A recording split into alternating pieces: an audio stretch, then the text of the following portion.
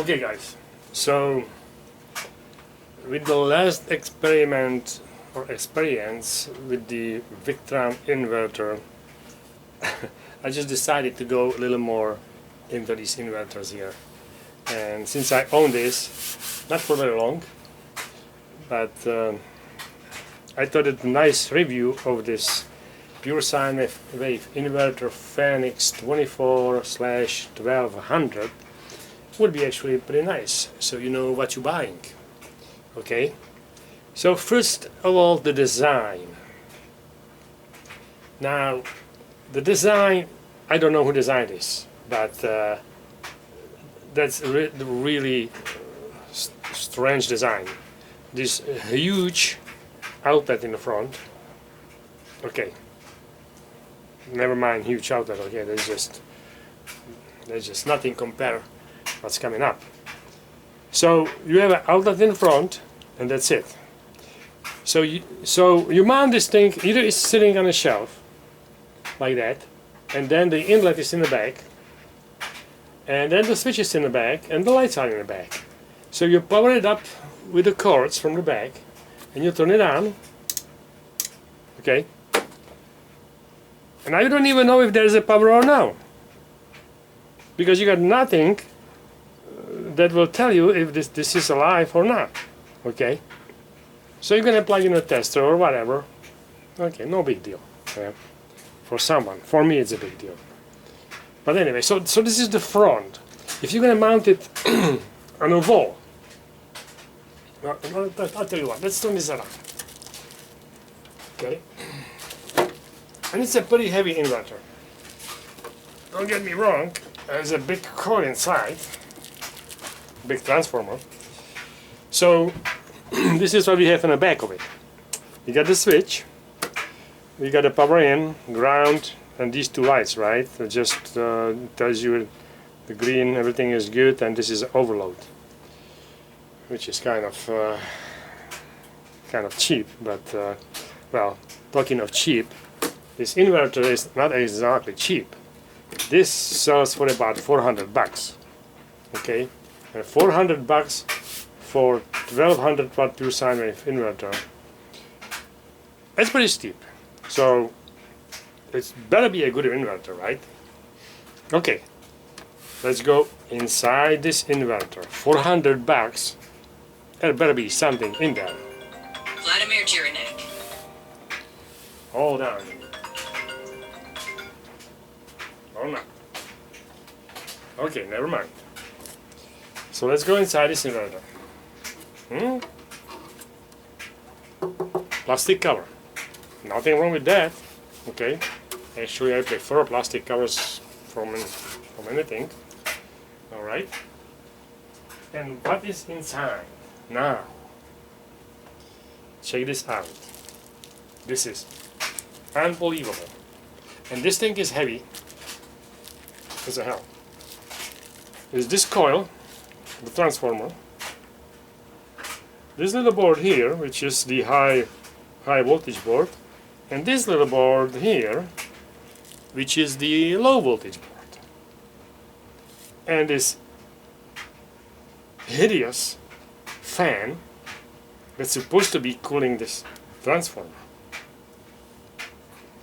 This is behind my, I don't know. Like, wouldn't you, like, look at the size of the transformer and size of the cooling fan. That just doesn't add up somehow. Okay, that's one thing. Another thing. Why would you wrap the transformer in the plastic? Oh, protect it from the dust. That makes sense. Okay, but you also isolate the transformer from cooling. I mean, you can just put a coat on it, like a winter coat, and then run a fan, this little teeny beady fan, which will probably doesn't do much good, to cool it off. Holy cow! Now that's unbelievable. And I don't want to make fun of this Victron design here, but excuse me, if this was designed by Monkey, that was a really good design, okay? But if this was designed by somebody from Victron, wow, that's amazing. So anyway, there is nothing in here, okay? This is the whole thing.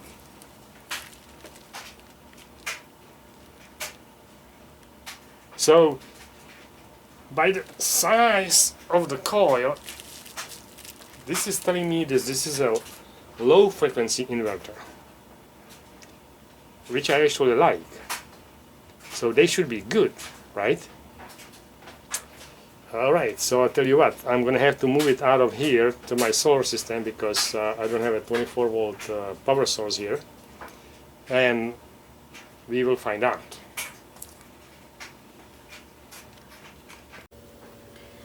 Okay guys, so here it is, same thing, same inverter, hook up to the 24 volt solar system. I used to have another one here which was a Gotech 3000 watt and recently died on me. But anyway, so this is what you're gonna get here, okay? It's hooked up to the system, right? The wires are coming from here, so I'm obviously not gonna turn it the other way around. It's gonna be turned this way. Now, let me see, I'm gonna turn it on. And I don't even know if it's on or not. That's one thing. And another thing, I don't even know if I turn it on the regular inverter or the safe mode. Okay, maybe I'm gonna have to disconnect it and check on it and then connect it back again. Okay. Well, anyway, so it's turned on. Let me see. I don't even know if it's running, obviously. Oh, it's running. Fantastic. Alright, so we can get into it now. Okay guys, so I gotta set it up a little bit here. The reflection on the scope I can see is pretty bad. So I'm gonna shut this light. And you can still see what's going on here. But I got this hooked up to the small heater here, just it's like a radiator heater, okay? And then the fluke is hooked up to the power coming into the inverter, and then this is obviously the software that's connected to the inverter, and this is the sine wave, and this is going to tell me actually how much power I'm using. So I don't know if you can read this, but I will read it for you. Okay, so let's turn on this here, and this is going to be 600 watts. Seems like, let me switch this. So this is watts, this is volt amps. We're going to leave it in a volt amps, okay? 654, 680, that's pretty good. Sine wave, still okay. No big deal. And we're drawing about 27 amps out of the system. Okay. We can do the calculation later, I guess, but it's not necessarily because this is pretty much the same. 641 and 676. That's very close. So let's turn it on to what is the next setting? 900 watts. Okay. So let's go to 900, and this is 1000. So what do we got here? 945, 949. Sine wave is still good. 990. It's fine. 40 amps. Drawing to 40 amps from the system. So far so good. Okay. So I'm gonna turn it on. Well, yeah, I probably can for a short time. I'm gonna turn it on to 1500, and it's gonna probably flip on me. 1673. Yep, and it flipped on me. So that's the thing here. I actually didn't see the sine wave, how that behaved, but we'll see it. Now, when you overload this thing, you don't even see the light in the back of it that is actually overloaded. Okay? just a little detail, right? Would be nice, like if you want to add some stuff to it. It's a 1200 watt inverter that should take quite a few things. So if you're going to start adding up and you're going to be close to the limit, you want to see if you're overloading this thing or not. Well, good luck with that. Obviously, you're not going to see that. Okay, number one. Number two, it's a 600 watt, 1200 watt inverter with only one plug in front. Okay, so I have to use this dummy splitter here. That's like, I don't know. Every cheapo has two plugs. So, again, back to the design. I don't know who the hell designed this, but that's not good. Okay, so that was the heater, and that behaved pretty well. So let's try the motors. Alright, let me get set up and I'll be right back. Okay, so let's say you want to run little window AC, maybe 5,000, 6,000 BTUs. They usually take about 600 watts. Okay, so this should be able to handle it, right? Or maybe your wife or girlfriend want to use a hairdryer. Okay, so this should be able to handle a small hairdryer, right? So, like on this one here, I have it very well labeled. Oops, right here. So the fan takes 106 watts. Okay. The fan with the heat tag takes 460 watts. That's the small one. Okay, that's the fan number one and heat number one. So that's 460 watts. That's the small one. Heat. Now the small fan. Well, you don't have to go into it because you're not going to get any farther than this. Okay. So let's watch that. Let's turn this off again. And first, I'm turning on the small fan with the small heat. Okay, so there you go. Now look at the sine wave right away. Not exactly pretty. And I am drawing 439 volt amperes. Really? So let's look at that. It's 5.7 amps. Okay, 5.7 amps at 26 and 49 volts. So let's see. I'm going to get a calculator here. I'm going to get 5.7 amps that was pulling out of the system times 26.49, plus 48, okay, 26.48. And that equals 150 watts or volt amperes. And how the hell did I get 430 or whatever it was? I don't know. Okay, so that's one thing. Now, this is gonna be funny now. Actually, I didn't look at even this reading here, but let's look at this reading here now. I'm gonna do it again. Okay, I hope you can read it. You're gonna have to go into the watts, volt amps. Let's do volt amps just like this one here. Okay, so 160, 130, 138, and 435. Well, that's a big difference, okay? So let's add the heat to it. Well, actually, no. Let's go into the second speed. So redrawing. Don't worry about this. Redrawing 430 volt amps on the setting number 1, and only 165 on setting number 2.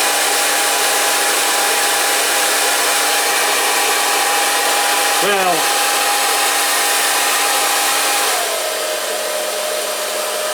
here is 132 on number 1, 160 and number 2, which actually is even with this. Okay? Now let's go into the funny part here. I'm going to switch the heat on, which is supposed to be about 500 watts, roughly.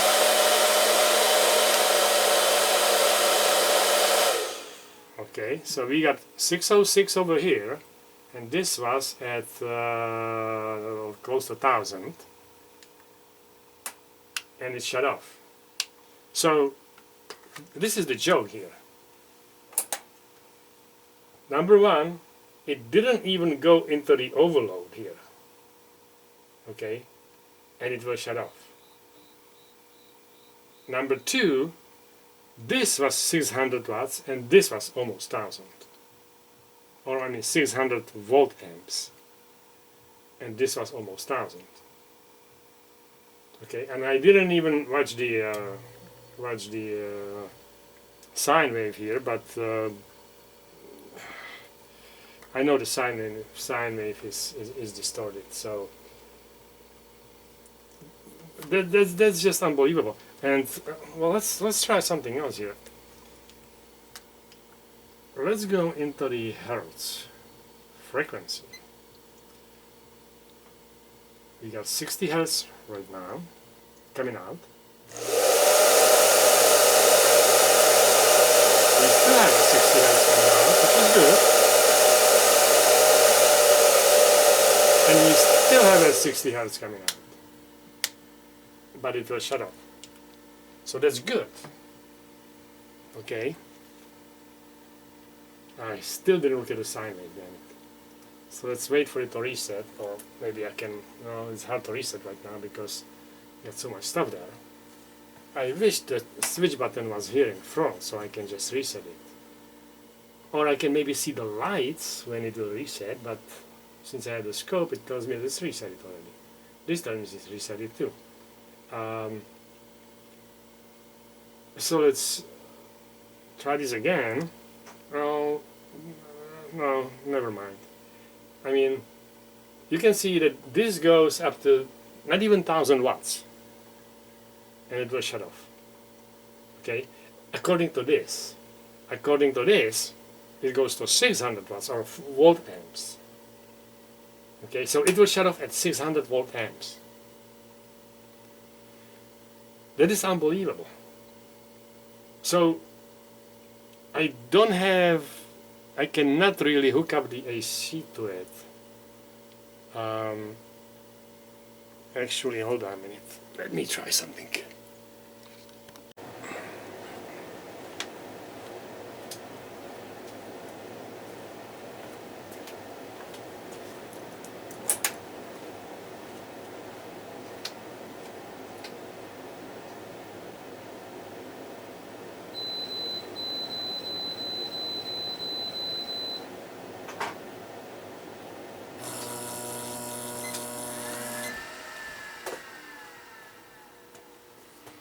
Okay, so I just hooked up the AC to it, but I didn't get enough time to even come here and pretty much comment on it because the AC turned on right away, and I don't know what happened, so I'm gonna have to look at the video.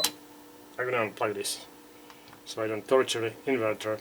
And this was actually 6000 BTUs window AC that runs normally roughly around 700 watts.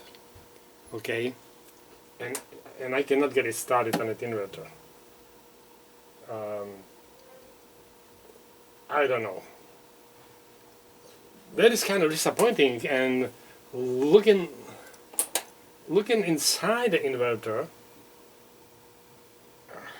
you know, you probably know why, because there is nothing in there. It's like this inverter is worth fair price $150, not $400. So Well, I don't know. You know, you can make up your own mind, your own decision. I'll tell you what. How about if we hook up the Go Power inverter and test it exactly same way? Let's see how that's gonna work. Okay? Okay guys, so this is the closest thing I can find in the Go Power inverters that I have. It's a 1500 watt pure sine wave low frequency inverter, just like the other one. I do have 1000 watt high frequency, but that would not be a fair match because everybody knows that the high frequency inverters are junk. Okay, so look at this puppy here. Wow, 2 plugs. Holy cow. And let's turn it on. Oh, the button is here. The switch is here. How convenient. Oh, and we can see if it's on or not. Let me see. The red light is on. That's interesting. So what is it telling us actually? That would be input 10 to 16 volts and the input is too high. So that's okay, we're gonna leave it like that.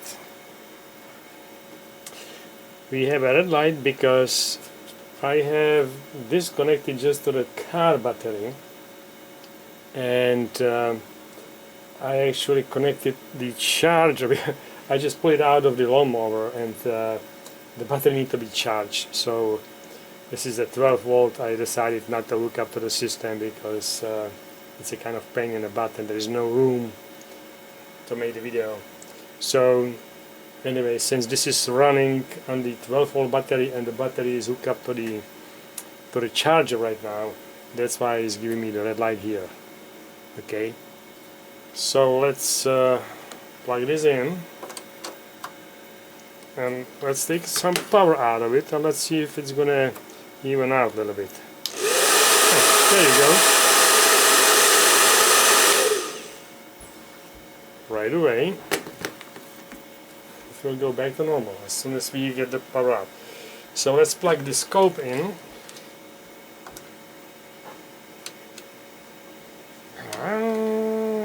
It's not gonna fit. How inconvenient. We're gonna have to use this splitter no matter what. Actually, you know what? You cannot even see the scope. So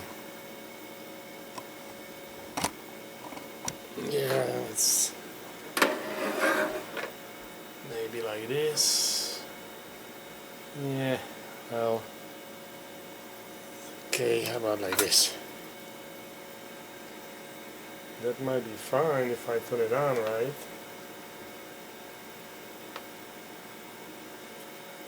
Yeah, I think you should be able to see that sine wave. So let me just plug it in right now.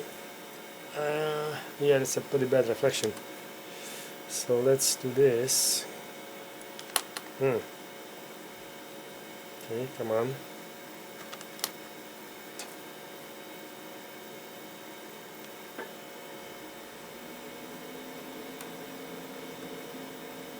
Okay, come on, baby. Get a good connection here. Somewhere. Come on. Jeez. I'm gonna have to hold this. Okay. And I'm gonna hold this. And let's do the same thing. Obviously, we don't have the ab here, but we know. I'm just going to do exactly the same thing here. This was just the fan, and as soon as we turn on the heat, the low, it will shut off. So this will not shut off, but the sine wave is still beautiful.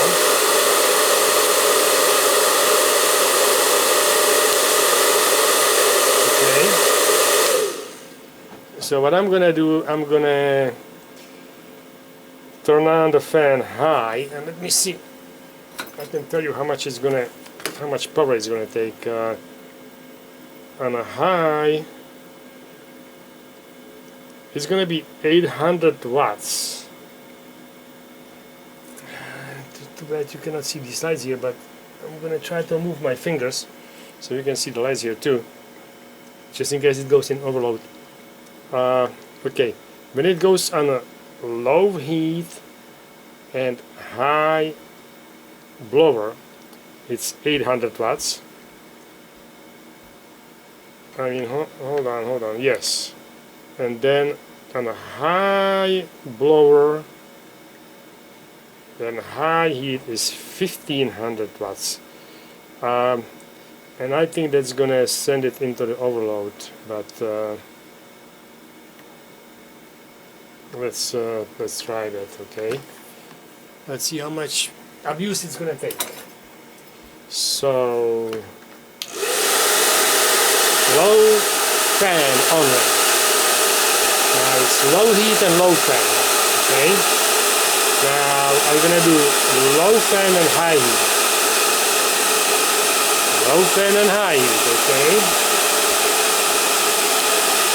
Now low heat and high fan. Okay.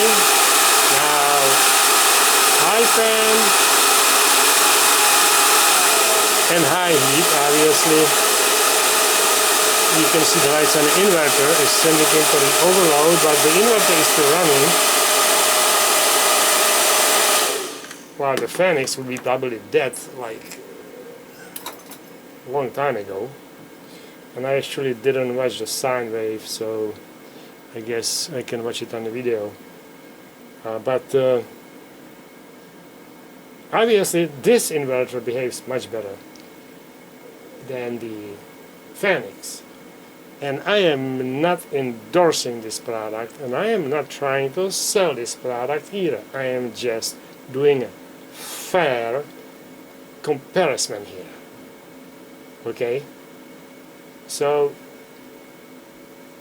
I don't know, guys. I already received some very negative comments on my first video about the Victron inverter, that I'm actually selling Go Power, and I am just bullshitting. I don't have a time to bullshit, and I don't want to bullshit. Okay? So that's pretty much it. I am just not happy with the Victron inverters. The Victron solar chargers are fine. They work well. They are good, and I think a lot of Victron products is good. But the inverters, they have a lot of bells and whistles. Okay, like the Bluetooth, especially the Bluetooth, right? Here and there, you can do this, you can do that. But the power coming out of it, which is the most important thing, and the muscle, it's very weak.